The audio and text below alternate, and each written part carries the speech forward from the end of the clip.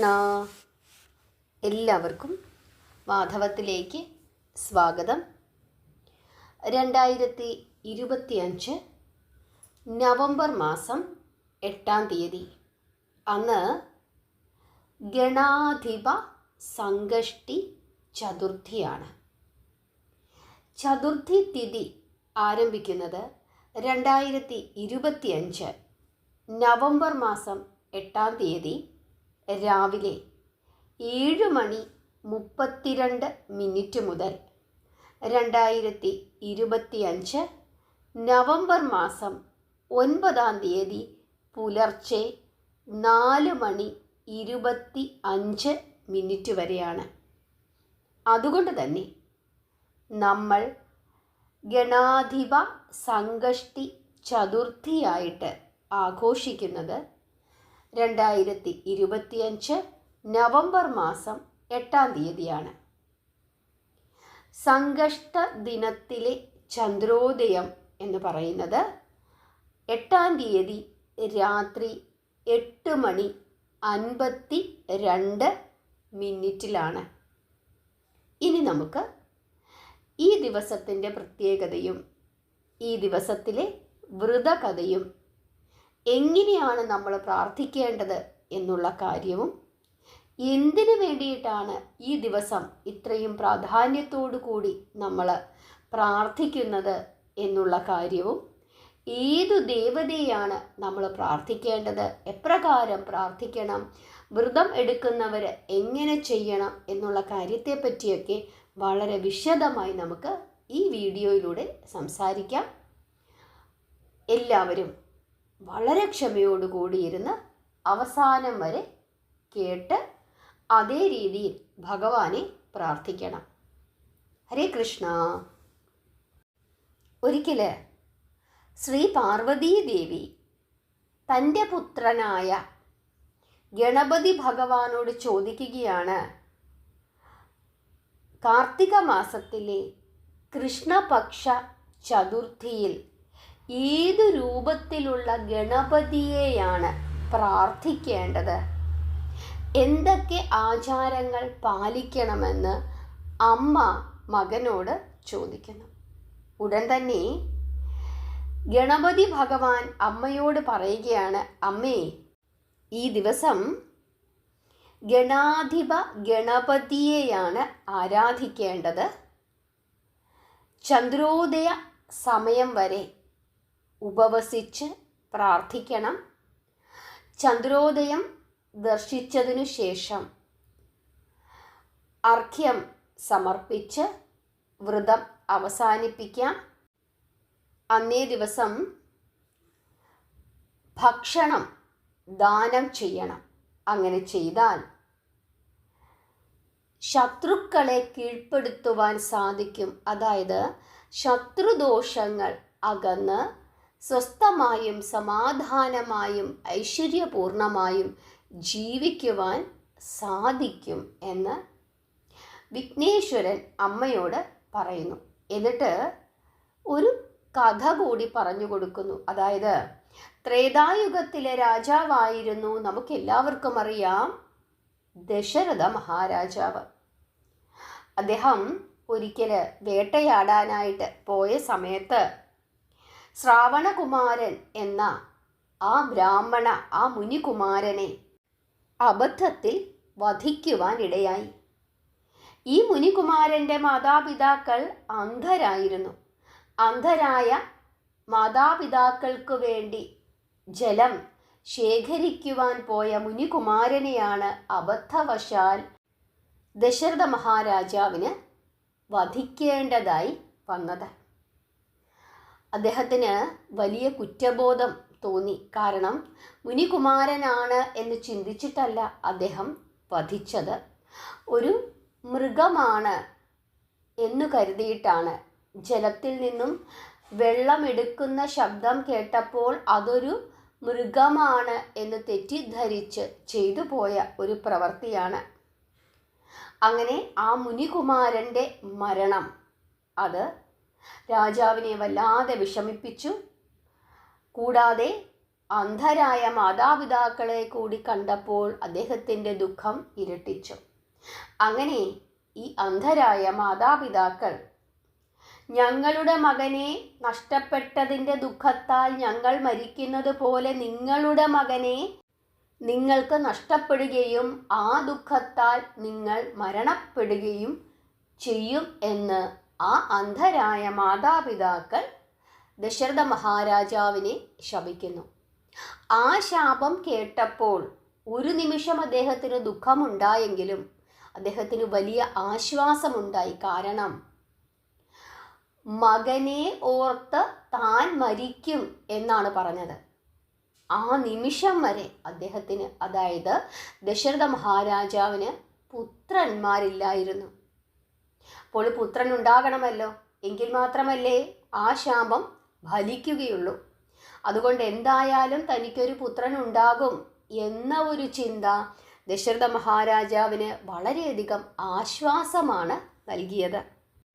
പിന്നീട് ദശരഥ മഹാരാജാവ് യാഗം നടത്തുകയും ആ പുണ്യമായ യാഗത്തിൻ്റെ ഫലമായി ഭഗവാൻ ശ്രീഹരി തന്നെ പുത്രനായി പിറക്കുകയും ചെയ്തു. ദശരഥ മഹാരാജാവിന് ആ യജ്ഞത്തിൻ്റെ ഫലമായി ശ്രീരാമചന്ദ്രൻ, ഭരതൻ, ലക്ഷ്മണൻ, ശത്രുഘ്നൻ ഇങ്ങനെ 4 പുത്രന്മാരാണ് ജനിച്ചത്. പിന്നീട് ശ്രീരാമചന്ദ്രൻ സാക്ഷാൽ മഹാലക്ഷ്മിയായ സീതാദേവിയെ വിവാഹം കഴിക്കുന്നു. പിന്നീട് രാജാവായി അഭിഷേകം നടത്തുന്ന ആ സമയമായപ്പോൾ ദശരഥ മഹാരാജാവിൻ്റെ ഒരു ഭാര്യയായ കൈകേയിയുടെ കുടിലതന്ത്രത്താൽ രാജ്യം നഷ്ടപ്പെട്ട് ശ്രീരാമനും സീതയ്ക്കും സഹോദരനായ ലക്ഷ്മണനും അയോധ്യ എന്ന രാജ്യം വിട്ട് വനത്തിലേക്ക് പോകേണ്ടി വന്നു. അങ്ങനെ ശ്രീരാമന് അയോധ്യ വിട്ട് വനവാസത്തിന് പോകേണ്ടി വന്നു. വനത്തിൽ ശ്രീരാമൻ ഭാര്യയായ സീതാദേവിയോടും സഹോദരനായ ലക്ഷ്മണനോടും കൂടി പഞ്ചവടിയിലാണ് താമസിച്ചത്. അവിടെ വെച്ചാണ് ലങ്കയുടെ രാജാവായ രാവണൻ രാമൻ്റെ ഭാര്യയായ സീതാദേവിയെ വഞ്ചനാപരമായി തട്ടിക്കൊണ്ട് പോയത്. സീതാദേവിയുടെ വേർപാടിൽ വളരെയധികം വിഷമിച്ച ശ്രീരാമചന്ദ്രൻ സീതാദേവിയെ അന്വേഷിച്ച് പുറപ്പെട്ട് ഋഷ്യമൂക പർവ്വതത്തിൽ എത്തിച്ചേർന്നു. അവിടെ വെച്ചാണ് സുഗ്രീവനെയും ഹനുമാനെയുമൊക്കെ കണ്ടുമുട്ടുന്നത്. തുടർന്ന് ശ്രീരാമനും സുഗ്രീവനും ഇടയിൽ ആഴത്തിലുള്ള സൗഹൃദമാണ് വളർന്നത്. സുഗ്രീവൻ്റെ മന്ത്രിയായിരുന്നു ആര്? ഹനുമാൻ. ആ സമയത്ത് രാജ്യമെല്ലാം നഷ്ടപ്പെട്ട് സുഗ്രീവൻ എവിടെ താമസിക്കുകയായിരുന്നു? ഋഷ്യമൂക പർവ്വതത്തിൽ താമസിക്കുകയായിരുന്നു.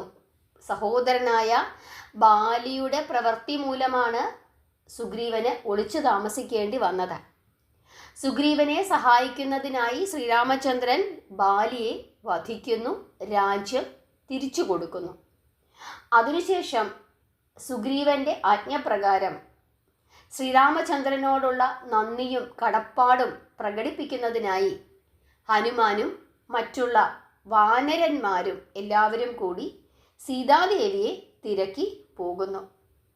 ആ തിരച്ചിലിൻ്റെ ഇടയിലാണ് അവരാരെ കണ്ടുമുട്ടുന്നത്? ജടായുവിൻ്റെ മൂത്ത സഹോദരനായ സമ്പാദിയെ കണ്ടുമുട്ടുന്നത്. കുരങ്ങന്മാരുടെ കൂട്ടത്തെ നിരീക്ഷിച്ച സമ്പാദി ചോദിക്കുകയാണ്, നിങ്ങൾ ആരാണ്? ഈ വനത്തിലേക്കുള്ള നിങ്ങളുടെ സന്ദർശനത്തിൻ്റെ ഉദ്ദേശം എന്താണ്? ആരാണ് നിങ്ങളെ ഇങ്ങോട്ടേക്ക് അയച്ചത്?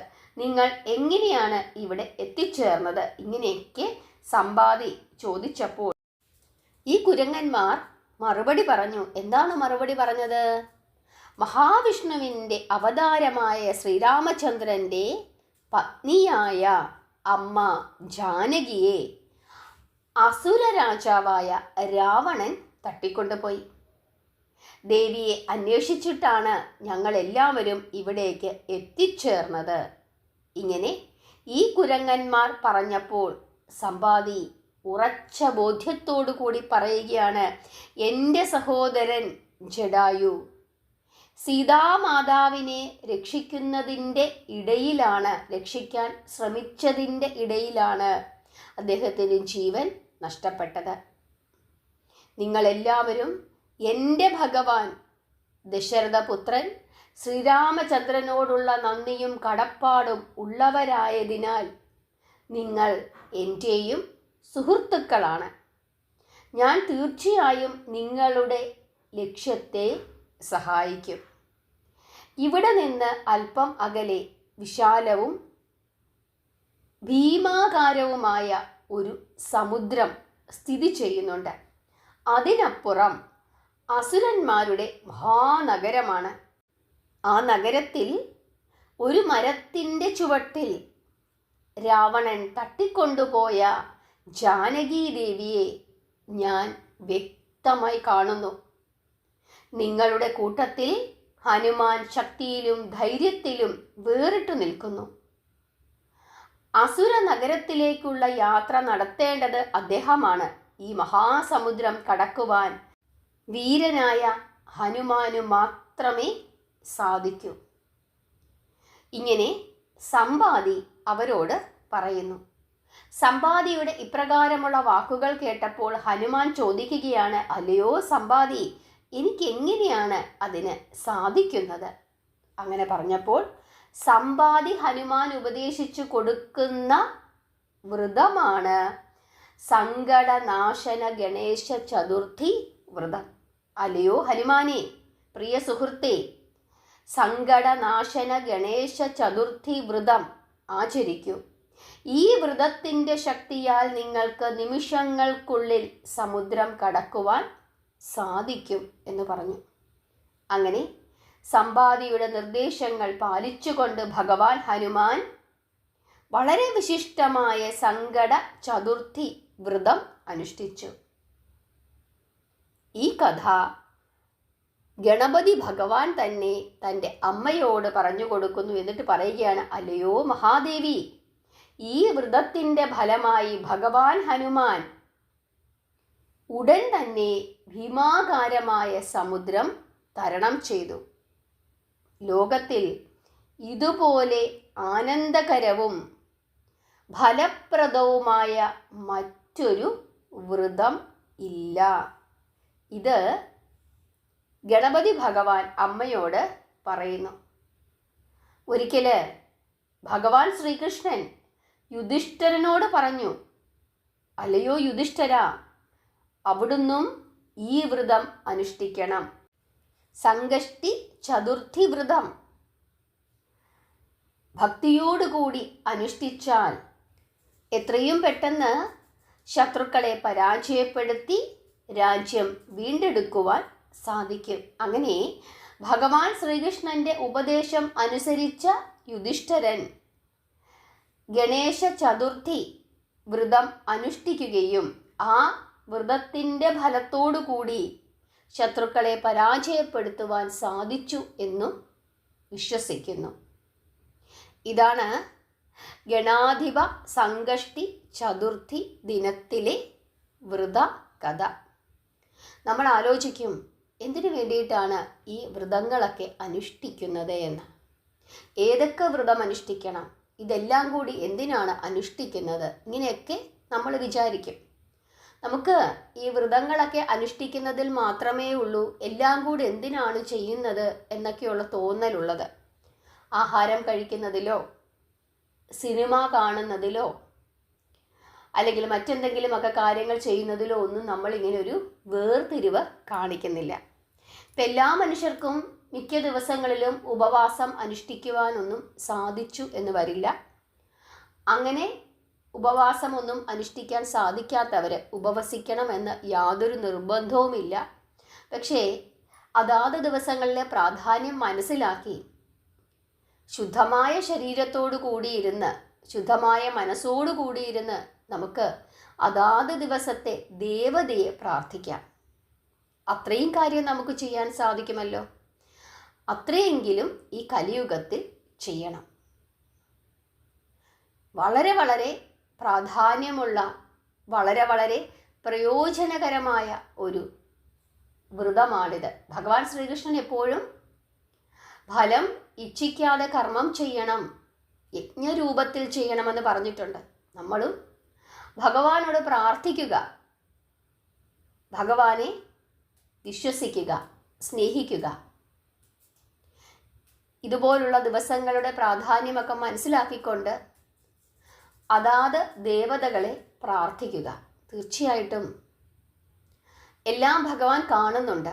നിങ്ങളുടെ സങ്കടങ്ങളും പ്രയാസങ്ങളും എല്ലാം ഭഗവാൻ കാണുന്നുണ്ട്. നമുക്കെല്ലാവർക്കും ഭഗവാൻ നൽകേണ്ടുന്ന ഒരൊറ്റ കാര്യമേ ഉള്ളൂ. എന്താണ്?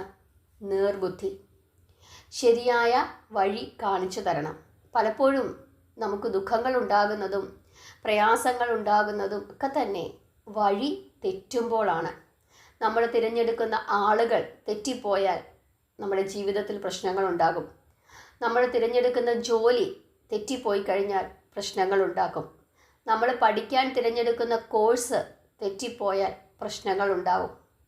താമസിക്കുവാൻ തിരഞ്ഞെടുക്കുന്ന സ്ഥലം തെറ്റിപ്പോയാൽ പ്രശ്നങ്ങളുണ്ടാകും. അങ്ങനെ നമ്മുടെ തിരഞ്ഞെടുപ്പുകൾക്കാണ് തെറ്റലുകൾ ഉണ്ടാകുന്നത്. അങ്ങനെ തിരഞ്ഞെടുപ്പുകൾ തെറ്റുമ്പോൾ അത് നമ്മുടെ ജീവിതത്തെ ബാധിക്കും.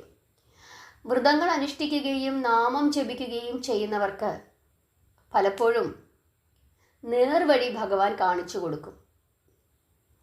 ചില സമയത്ത് മായാദേവിയുടെ ചില പ്രവർത്തനങ്ങൾ നമ്മിലും ഉണ്ടാകാം. സ്ഥിരമായി നാമം ജപിക്കുന്ന ആളുകളുടെ അടുത്തേക്ക് പെട്ടെന്ന് ഇതുപോലുള്ള ശക്തികൾ കടന്നു വരില്ല. നിങ്ങൾ ശ്രദ്ധിച്ചിട്ടുണ്ടോ? നമ്മൾ നാമം ജപിക്കാതിരിക്കുന്ന സമയത്ത് നമുക്കങ്ങ് അസ്വസ്ഥതയാണ്. കൈ കഴയ്ക്കും, കാല് കഴയ്ക്കും. നമ്മളിങ്ങനെ ഇടയ്ക്കിടയ്ക്ക് സമയം നോക്കിക്കൊണ്ടിരിക്കും, കോട്ടുവായിടും, ഉറക്കം വരും. നമുക്കാകെ അങ്ങ് ഒരു പെട്ടെന്ന് തന്നെ ഇത് ഒന്ന് കഴിച്ചിട്ട് അടുത്ത ജോലിക്ക് പോകാം എന്ന ഒരു ചിന്ത നമുക്കുണ്ടാകും. പക്ഷെ നിങ്ങൾ ശ്രദ്ധിച്ചിട്ടുണ്ടോ? ഒരു പണിയില്ലാതെ വീട്ടിലിങ്ങനെ വെറുതെ ഇരിക്കുന്ന സമയത്ത് നമ്മൾ മൊബൈലിൽ ഇങ്ങനെ നോക്കിക്കൊണ്ടിരിക്കുന്നു. ചിലപ്പോൾ സിനിമയായിരിക്കും, അല്ലെങ്കിൽ നമുക്കിഷ്ടമുള്ള മറ്റെന്തെങ്കിലുമൊക്കെ കാര്യങ്ങളായിരിക്കും. ചിലപ്പോൾ ഇങ്ങനെ വെറുതെ ഇങ്ങനെ നമ്മളിങ്ങനെ സ്ക്രോൾ ചെയ്ത് പൊക്കോണ്ടിരിക്കും. എത്ര നേരം നമ്മളിരിക്കും? നമുക്കൊരു ഉറക്കവും വരില്ല, കൂട്ടുവായും ഇടില്ല, കൈയും കാലും കഴയ്ക്കുകയുമില്ല. അല്ലെങ്കിൽ നമുക്കിഷ്ടപ്പെട്ട ഒരാൾ നമ്മുടെ വീട്ടിലേക്ക് വന്നു, നമ്മൾ അവരോട് വർത്തമാനം പറഞ്ഞുകൊണ്ടിരിക്കും. എത്ര സമയം വർത്തമാനം പറഞ്ഞാലും നമുക്ക് കൂട്ടുവായും വരില്ല, വായും കഴക്കില്ല.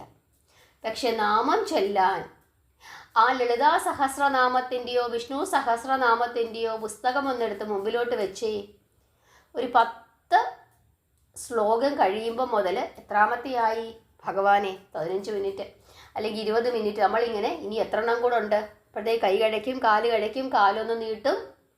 ആകെ ബുദ്ധിമുട്ട്. എന്തുകൊണ്ടാണ്? നമ്മുടെ താല്പര്യക്കുറവാണ്. മറ്റുള്ള കാര്യങ്ങൾക്ക് നമുക്ക് വളരെ താല്പര്യമാണ്. അതുകൂടാതെ ഈ നെഗറ്റീവ് എനർജിയുടെ ഒരു കളിയുണ്ട്. നമ്മൾ മറ്റുള്ളവരുടെ കുറ്റം പറഞ്ഞുകൊണ്ടിരിക്കുന്നു, അല്ലെങ്കിൽ മറ്റുള്ള ആളുകളുടെ വിശേഷങ്ങൾ പറഞ്ഞുകൊണ്ടിരിക്കുന്നു. നമ്മുടെ സമയം കൊല്ലാനായിട്ടുള്ള മറ്റു പല കാര്യങ്ങളും നമ്മൾ ചെയ്യുന്നു. ആ സമയത്തൊക്കെ തന്നെ നെഗറ്റീവ് എനർജി വളരെ ശക്തിയായി നമ്മിലേക്ക് അങ്ങ് വരും. ആ എനർജി നമ്മളെ ഇങ്ങനെ ആ കാര്യങ്ങൾ ചെയ്യുന്നതിന് പ്രോത്സാഹിപ്പിച്ചുകൊണ്ടിരിക്കും. പക്ഷേ നാമം ജപിക്കാനായി നമ്മൾ ഇരിക്കുന്ന സമയത്ത് ഈ നെഗറ്റീവ് എനർജി എന്തു ചെയ്യും? നമ്മിലേക്ക് വരികയും പക്ഷേ നമ്മിലേക്ക് എത്താൻ പറ്റുന്നില്ല. നമ്മൾ നാമം ജപിക്കുന്നു. അതുകൊണ്ട് ഇങ്ങനെ ഒരു സംഘർഷം അവിടെ ഉണ്ടാകുന്നു. ആ സംഘർഷം, അതായത് പോസിറ്റീവ് എനർജി വരുന്നു, നെഗറ്റീവ് എനർജിയും വരുന്നു. ഇവർ തമ്മിലുണ്ടാകുന്ന ആ ഒരു സംഘർഷത്തിൻ്റെ ഫലമായിട്ട് നമ്മിലേക്ക് വരാൻ വേണ്ടിയിട്ടാണല്ലോ ഈ 2 എനർജികളും തമ്മിൽ ഇങ്ങനെ യുദ്ധം ചെയ്യുന്നത്. അതിൻ്റെ ഒരു ക്ഷീണമാണ് നമുക്ക് അനുഭവപ്പെടുന്നത്. അതുകൊണ്ടാണ് എങ്ങനെയെങ്കിലും ഇതൊന്ന് കഴിഞ്ഞിരുന്നെങ്കിൽ എന്ന് നമുക്ക് തോന്നുന്നത്. പക്ഷേ നമ്മൾ സ്ഥിരമായി നാമം ജപിക്കുകയും ഇച്ഛാശക്തിയോടുകൂടി പ്രവർത്തിക്കുകയും ചെയ്യുമ്പോൾ പോസിറ്റീവ് എനർജി ഈ നെഗറ്റീവ് എനർജിയെ പരാജയപ്പെടുത്തും. അങ്ങനെ ചെയ്യുമ്പോൾ നമുക്ക് എത്ര സമയം വേണമെങ്കിലും ഈശ്വര ജപത്തിൽ ഇരിക്കുവാൻ സാധിക്കും. ചില സന്യാസിമാരെ കണ്ടിട്ടില്ലേ? അവരെത്ര സമയം ഇരുന്ന് നാമം ജപിക്കും? അവർക്കൊരു കുഴപ്പവുമില്ല. പക്ഷെ നമുക്കോ ആകെ പ്രശ്നം. അപ്പം നമ്മിൽ ധാരാളം നെഗറ്റീവ് എനർജികളുണ്ട്. അപ്പം നമ്മൾ എന്ത് ചെയ്യണം? എങ്ങനെയും എന്നിൽ ബാധിച്ചിരിക്കുന്ന നെഗറ്റീവ് എനർജിയെ ഞാൻ ഓടിക്കും എന്ന് ചിന്തിച്ചുകൊണ്ട് കൈ കഴച്ചാലും കാല് കഴച്ചാലും ഇന്ന് വേണ്ട നാളെ ആകട്ടെ എന്ന് വിചാരിച്ചാലും നമ്മൾ എന്ത് ചെയ്യണം? അതിനെയെല്ലാം തോൽപ്പിച്ചുകൊണ്ട് കാല് കഴച്ചാലും കൈ കഴച്ചാലും കണ്ണ് കഴച്ചാലും കോട്ടുവായിട്ടാലും ഞാൻ ജപിക്കും എന്ന് ഉറച്ചു തീരുമാനിച്ചുകൊണ്ട് ജപിക്കുക. ഇന്ന് നമുക്ക് വേണ്ട, ഇന്ന് നാമം ജപിക്കേണ്ട, എഴുന്നേക്കാൻ താമസിച്ചു എന്ന് കരുതിയാലും എല്ലാ ദിവസവും നമ്മൾ രാവിലെ 6 മണിക്കാണ് നാമം ജപിക്കുന്നത്. പിറ്റേ ദിവസം എന്തു ചെയ്യും? തീർച്ചയായിട്ടും താമസിക്കും. താമസിച്ചാലും സാരമില്ല, 10 മണിയായാലും ഞാൻ ജപിച്ചിരിക്കും എന്ന് നിശ്ചയിച്ചാൽ, അങ്ങനെ നമ്മൾ മുമ്പോട്ട് പോയി കഴിഞ്ഞാൽ കുറച്ച് കഴിയുമ്പോൾ നെഗറ്റീവ് എനർജി താനെ നമ്മിൽ നിന്ന് ഒഴിവാകും. അതോടുകൂടി നമ്മുടെ ശരീരവും മനസ്സും ശുദ്ധമാവുകയും ശരിയായ വഴികൾ നമുക്ക് കാണാൻ സാധിക്കുകയും ചെയ്യും. അല്ലാതെ മറ്റുള്ളവരെ ബോധ്യപ്പെടുത്താൻ വേണ്ടിയിരുന്ന് നാമം ജപിക്കുന്നത് പോലെ അഭിനയിച്ചതുകൊണ്ട് ഒരു 50% ഗുണമുണ്ട് എങ്കിൽ 50% ഗുണം ഇല്ലാതിരിക്കുകയും ചെയ്യും. ഇതാണ് നമ്മൾ പ്രത്യേകമായി ശ്രദ്ധിക്കേണ്ടത്. ഇനി എങ്ങനെ വ്രതം അനുഷ്ഠിക്കണം? നിങ്ങൾക്ക് വേണമെങ്കിൽ ചന്ദ്രോദയ സമയം വരെ, അതായത് രാത്രി 8:52 വരെ ഉപവസിക്കാം. അതല്ലെങ്കിൽ പാലും പഴങ്ങളും കഴിച്ചിരിക്കാം. നമ്മുടെ ഭാരതീയരായതുകൊണ്ട് അരി എന്ന് പറഞ്ഞ പദാർത്ഥം നമ്മൾ ധാരാളമായി ഉപയോഗിക്കുന്നത് കൊണ്ട്, പ്രത്യേകിച്ച് ഉത്തരേന്ത്യയിലുള്ള ആളുകളാണെങ്കിൽ ഗോതമ്പ് ധാരാളമായി ഉപയോഗിക്കുന്നത് കൊണ്ട് ദിവസവും നമ്മൾ ഉപയോഗിച്ചുകൊണ്ടിരിക്കുന്ന, അതായത് കൂടുതലായി ഉപയോഗിച്ചുകൊണ്ടിരിക്കുന്ന അരി, ഗോതമ്പ് ഇങ്ങനെയുള്ള കാര്യങ്ങൾ ഒഴിവാക്കാം. അത് നമ്മുടെ ശരീരത്തിന് ഗുണം ചെയ്യും. ഒഴിവാക്കാൻ പറ്റുന്ന ധാന്യവർഗ്ഗങ്ങളെല്ലാം ഒഴിവാക്കിക്കൊണ്ട് പഴങ്ങൾ കൂടുതൽ ഭക്ഷിച്ചുകൊണ്ട്, പച്ചക്കറികൾ കൂടുതൽ ഭക്ഷിച്ചുകൊണ്ട്, അല്ലെങ്കിൽ ജലം മാത്രം കുടിച്ചിരുന്നു കൊണ്ട് എങ്ങനെയാണ് ഞാൻ വ്രതം അനുഷ്ഠിക്കുന്നത് എന്ന് നമ്മൾ തന്നെ തീരുമാനിച്ച്, അല്ലെങ്കിൽ ഉപവസിച്ചുകൊണ്ട് ചന്ദ്രോദയ സമയം വരെ അങ്ങനെ ഇരിക്കുക. രാത്രി 8:52 ചന്ദ്രൻ ഉദിക്കുന്നത്. ചന്ദ്രനെ നോക്കി പ്രാർത്ഥിക്കുക. ചന്ദ്രഭഗവാന് ആരതി ചെയ്യുക. ചന്ദ്രഭഗവാന് ജലം സമർപ്പിക്കുക. അതൊക്കെ എങ്ങനെയാണ് ചെയ്യേണ്ടത്? നമ്മൾ നമ്മുടെ കയ്യിൽ ഒരു തട്ടം എടുക്കുക. തട്ടത്തിനകത്ത് ഒരു മൺചിരാത് എടുത്ത് വെച്ചിട്ട് ആ മൺചിരാതിൽ കുറച്ച് എണ്ണ ഒഴിച്ച് ഒരു തിരിയിട്ട് വിളക്ക് തെളിയിക്കണം. ആ തട്ടത്തിൽ കുറച്ച് പൂക്കളൊക്കെ എടുത്ത് വെക്കണം. എന്തെങ്കിലും ഒരു പഴമോ ഒരു സ്വീറ്റോ എന്തെങ്കിലും അതും കൂടി അതിനകത്ത് എടുത്ത് വെക്കണം. ഒരു കിണ്ടിയിൽ അല്പം ജലമെടുക്കണം. എന്നിട്ട് ചന്ദ്രഭഗവാനെ നോക്കണം. ചന്ദ്രഭഗവാനെ നോക്കിയിട്ട് ആദ്യം തന്നെ ആ കിണ്ടിയിലെ ജലം നമ്മുടെ കൈ എത്തുന്ന അത്രയും പൊക്കത്തിലേക്ക് ഒന്ന് പൊക്കിയിട്ട് നമ്മൾ മനസ്സിൽ സങ്കല്പിക്കണം, ചന്ദ്രഭഗവാനെ നമ്മൾ അഭിഷേകം ചെയ്യുന്നു. അങ്ങനെ ചിന്തിച്ച് ആ ജലം താഴേക്ക് ഒഴിക്കണം. അപ്പോൾ അത് താഴേക്ക് വീഴും. അതിനുശേഷം ചന്ദ്രഭഗവാൻ ആരതി ചെയ്യുന്നു എന്ന് ചിന്തിച്ചുകൊണ്ട് നമ്മുടെ ആ തട്ടം കയ്യിലെടുത്ത് ചന്ദ്രഭഗവാനെ നോക്കി 3 തവണ നമ്മൾ എന്ത് ചെയ്യണം? ചന്ദ്രഭഗവാനെ ആരതി ചെയ്യണം. എന്നിട്ട് ചന്ദ്രഭഗവാനെ പ്രാർത്ഥിക്കണം. വിഘ്നേശ്വരനെ പ്രാർത്ഥിക്കണം. ഓം ഗം ഗണപതയേ നമഃ. ഇതാണ് ഏറ്റവും ഉത്തമമായ നാമം, മൂലമന്ത്രമാണ്. സകലവിധ തടസ്സങ്ങളും ഒഴിവാക്കി, സകല ശത്രുക്കളെയും ഒഴിവാക്കി, നമുക്ക് എല്ലാ വിധത്തിലുള്ള ഐശ്വര്യങ്ങളും പ്രദാനം ചെയ്യുന്ന ഭഗവാന്റെ മൂലമന്ത്രമാണ് ഓം ഗം ഗണപതയേ നമഃ. ഈ നാമം 3, 11, 21, 108, 1008 എത്ര തവണ ജപിക്കാൻ സാധിക്കുമോ അത്രയും തവണ ജപിക്കണം. ഭഗവാന് പൂക്കൾ അർച്ചിക്കുന്നതായി സമർപ്പിച്ച് നമ്മുടെ തട്ടത്തിലുള്ള പൂക്കളെടുത്ത് ചന്ദ്രഭഗവാനെ നോക്കി ഇങ്ങനെ പൂക്കൾ അഭിഷേകം ചെയ്യുന്നതായി നമ്മൾ മനസ്സിൽ വിചാരിച്ചിട്ട് പൂക്കൾ ഇങ്ങനെ എന്ത് ചെയ്യണം? അന്തരീക്ഷത്തിൽ നിന്നും താഴേക്ക് ഇടണം. ഇതെല്ലാം മാനസ പൂജയാണ് ഭഗവാനെ കണ്ടുകൊണ്ട്. അതിനുശേഷം നമ്മൾ നമ്മുടെ തട്ടത്തിനകത്ത് ഒരു പഴമോ സ്വീറ്റോ എന്തെങ്കിലും കാണുമല്ലോ, അത് പ്രസാദമായി സ്വീകരിക്കണം. ആ കിണ്ടിയിലെ തീർത്ഥം ഒരു നുള്ളെടുത്ത് കുടിക്കണം. അതോടുകൂടി വ്രതം അവസാനിച്ചു. ചന്ദ്രഭഗവാനെയും വിഘ്നേശ്വരനെയുമാണ് ആ നിമിഷത്തിൽ നമ്മൾ എന്ത് ചെയ്യേണ്ടത്? പ്രാർത്ഥിക്കേണ്ടത്.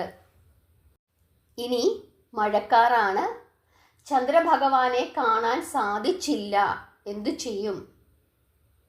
നമ്മൾ വിളക്ക് തെളിയിച്ച് നമ്മുടെ വീട്ടിൽ മഹേശ്വരൻ ഉണ്ടെങ്കിൽ, മഹേശ്വരൻ്റെ ഫോട്ടോ ഉണ്ടെങ്കിൽ, അദ്ദേഹത്തിൻ്റെ തിരുമുടിയിൽ ഒരു ചന്ദ്രഭഗവാൻ ഉണ്ടല്ലോ, ആ ചന്ദ്രഭഗവാനെയെങ്കിലും നോക്കി നമ്മൾ എന്ത് ചെയ്യണം? പ്രാർത്ഥിക്കണം. അതല്ലെങ്കിൽ ആകാശത്തിലേക്ക് നോക്കി ചന്ദ്രഭഗവാനെ മനസ്സിൽ ധ്യാനിച്ചുകൊണ്ട് പ്രാർത്ഥിക്കണം. ഇപ്പോൾ നിങ്ങൾ വിചാരിക്കും, ഈ ചതുർത്ഥി ദിവസത്തിൽ ചന്ദ്രനെ കാണാൻ പാടില്ല എന്നാണല്ലോ പറയുന്നത്. എല്ലാ ചതുർത്ഥികളിലും അങ്ങനെയല്ല. ഗണേശ ചതുർത്ഥി ദിവസത്തിലാണ് എന്ത് ചെയ്യേണ്ടത്? ചന്ദ്രനെ കാണാൻ പാടില്ലാത്തത്. അതായത് കൃഷ്ണപക്ഷ ചതുർത്ഥിയുമുണ്ട്, ശുക്ലപക്ഷ ചതുർത്ഥിയുമുണ്ട്. അതിൽ കൃഷ്ണപക്ഷ ചതുർത്ഥിയെ സങ്കടഹര അല്ലെങ്കിൽ സംകഷ്ടി ചതുർത്ഥി എന്നാണ് പറയുന്നത്.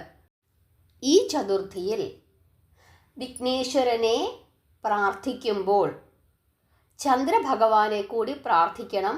ചന്ദ്രനെ കാണുന്നതിൽ യാതൊരു തെറ്റുമില്ല. അത് മാത്രമല്ല ഐശ്വര്യദായകവും ആണ്. വ്രതത്തിൻ്റെ ഒരു ഘടന അങ്ങനെയാണ്. എന്നാൽ ശുക്ലപക്ഷ ചതുർത്ഥിയാണ് നമ്മൾ ഗണേശ ചതുർത്ഥിയായി ആചരിക്കുന്നത്. ആ ചതുർത്ഥിയിൽ നമ്മൾ സാധാരണ ചന്ദ്രഭഗവാനെ കാണാറില്ല. ഹിന്ദു കലണ്ടർ അനുസരിച്ചിട്ട് ഓരോ മാസത്തിലും 2 ചതുർത്ഥി തിഥികളുണ്ട്, ഏകാദശികൾ വരുന്നത് പോലെ. ഹിന്ദു ഗ്രന്ഥങ്ങൾ അനുസരിച്ചിട്ട് ചതുർത്ഥി തിഥികൾ ഗണപതി ഭഗവാനെ പ്രാർത്ഥിക്കാനുള്ളതാണ്. ശുക്ലപക്ഷത്തിൽ വരുന്ന, ശുക്ലപക്ഷത്തിലെ അമാവാസി അല്ലെങ്കിൽ അമാവാസിക്ക് ശേഷമുള്ള ചതുർത്ഥിയെ വിനായക ചതുർത്ഥി അല്ലെങ്കിൽ ഗണേശ ചതുർത്ഥി എന്നാണ് പറയുന്നത്. എന്നാൽ പൗർണമിക്ക് അല്ലെങ്കിൽ പൗർണമിക്ക് ശേഷമുള്ള ചതുർത്ഥിയെ സങ്കടഹര അല്ലെങ്കിൽ സംകഷ്ടി ചതുർത്ഥി എന്നാണ് പറയുന്നത്. ഇപ്പോൾ ഈ നവംബർ മാസം 8-ാം തീയതി വരുന്ന ചതുർത്ഥി എന്ന് പറയുന്നത് പൗർണമിക്ക് ശേഷം വരുന്ന ചതുർത്ഥിയാണ്. ഈ ചതുർത്ഥിയെ സംകഷ്ടി ചതുർത്ഥി അല്ലെങ്കിൽ സങ്കടഹര ചതുർത്ഥി എന്ന് വിളിക്കുന്നു. ആ ചതുർത്ഥിയിൽ നമ്മൾ വിനായകൻ്റെ കൂടെ നിർബന്ധമായും ആരെ കൂടി പ്രാർത്ഥിക്കണം? ചന്ദ്രദേവനെ കൂടി പ്രാർത്ഥിക്കണം. എന്നാൽ വിനായക ചതുർത്ഥി, അതായത് ഗണേശ ചതുർത്ഥി, അമാവാസി കഴിഞ്ഞു വരുന്ന ചതുർത്ഥി, ആ ചതുർത്ഥിയിൽ നമ്മൾ വിഘ്നേശ്വരനെ പ്രാർത്ഥിക്കുന്നതിൻ്റെ കൂടെ ചന്ദ്രഭഗവാനെ പ്രാർത്ഥിക്കാറില്ല, വിനായകനെ മാത്രമേ പ്രാർത്ഥിക്കാറുള്ളൂ. ഇതാണ് വ്യത്യാസം. ഇപ്പോൾ നിങ്ങൾക്ക് ആ സംശയവും തീർന്നു എന്ന് വിശ്വസിക്കുന്നു. 2025 നവംബർ മാസം 8-ാം തീയതി വ്രതം എടുത്തു പ്രാർത്ഥിക്കുവാൻ സാധിക്കുന്ന എല്ലാവരും അങ്ങനെ തന്നെ ചെയ്യുക. ഇനി നോൺ വെജ് എങ്കിലും ഒഴിവാക്കി ഇരുന്ന് പ്രാർത്ഥിക്കാൻ സാധിക്കുമെങ്കിൽ അങ്ങനെ ചെയ്യുക. ഇനി ഇതിനൊന്നും പറ്റുന്നില്ലെങ്കിൽ വിഘ്നേശ്വര ക്ഷേത്ര ദർശനം നടത്തുകയെങ്കിലും ചെയ്യുക. ഇനി അതിനും സാധിക്കുന്നില്ലെങ്കിൽ വിളക്കു തെളിയിച്ച് ഓം ഗംഗണപതിയെ നമ എന്ന് ഒരു 21 തവണയെങ്കിലും ഒന്ന് ജപിക്കുക. അത്രയെങ്കിലും ചെയ്തൊന്ന് പ്രാർത്ഥിച്ചു കഴിഞ്ഞാൽ തീർച്ചയായിട്ടും സർവേശ്വരൻ്റെ അനുഗ്രഹം, ഭാരമായ അനുഗ്രഹം നിങ്ങൾക്കുണ്ടാകും. അടുത്ത മാസം നോൺ വെജ് ഒന്ന് ഒഴിവാക്കി ഇരിക്കാൻ നിങ്ങൾക്ക് പറ്റും. അതിൻ്റെ അടുത്ത മാസം നിങ്ങൾ കുറച്ചുകൂടി വ്രതാനുഷ്ഠാനത്തിലേക്ക് പോകും. പിന്നീട് നിങ്ങൾ ഉപവസിക്കും. അങ്ങനെ പടിപടിയായി ആത്മീയതയിലേക്ക്, ഭഗവാനിലേക്ക് നിങ്ങൾ വളരും. അങ്ങനെ വളർന്നാൽ സർവേശ്വരൻ്റെ അപാരമായ കാരുണ്യം നിങ്ങൾക്ക് ലഭിക്കുകയും നിങ്ങൾക്കും നിങ്ങളുടെ കുടുംബത്തിനും സമാധാനവും ഐശ്വര്യവും ഉണ്ടാവുകയും ശത്രുക്കളിൽ നിന്ന് മോചനമുണ്ടാവുകയും, അതായത് നമ്മുടെ മനസ്സിലുള്ള ശത്രുക്കൾ, നമ്മുടെ ചുറ്റുപാടുമുള്ള ശത്രുക്കൾ, നമ്മളാകുന്ന ശത്രുക്കൾ, ഇവരിൽ നിന്നൊക്കെയുള്ള മോചനമുണ്ടാവുകയും സ്വസ്ഥവും സമാധാനവുമായി ജീവിക്കുവാനും സാധിക്കും. എല്ലാ കാര്യങ്ങളും ഞാൻ ഇന്ന് ഈ വീഡിയോയിൽ പറഞ്ഞു എന്നാണ് എൻ്റെ ഒരു വിശ്വാസം. നിങ്ങൾക്കെല്ലാം മനസ്സിലായി എന്ന് വിശ്വസിക്കുന്നു. നിങ്ങളെല്ലാവരും പ്രാർത്ഥിക്കണം, നാമം ജപിക്കണം, ഭഗവാനെ സ്നേഹിക്കണം, നമ്മുടെ ഭാരതീയ സംസ്കാരത്തിനനുസരിച്ച് ജീവിക്കണം. അത് മാത്രമേ ഉള്ളൂ എൻ്റെ ഒരു ആഗ്രഹം. നിങ്ങളെല്ലാവരും പ്രാർത്ഥിക്കുക, നാമം ജപിക്കുക. കലിയുഗമാണ്, നാമജപത്തിനാണ് ഏറ്റവും കൂടുതൽ പ്രാധാന്യം. എല്ലാവരെയും സർവേശ്വരൻ അനുഗ്രഹിക്കട്ടെ. എല്ലാവർക്കും മനസ്സിലായി എന്ന് വിശ്വസിക്കുന്നു. അതിനു വേണ്ടിയിട്ടാണ് ഇത്രയും വിശദമായി ഞാൻ പറഞ്ഞു തന്നത്. ഹരേ കൃഷ്ണ.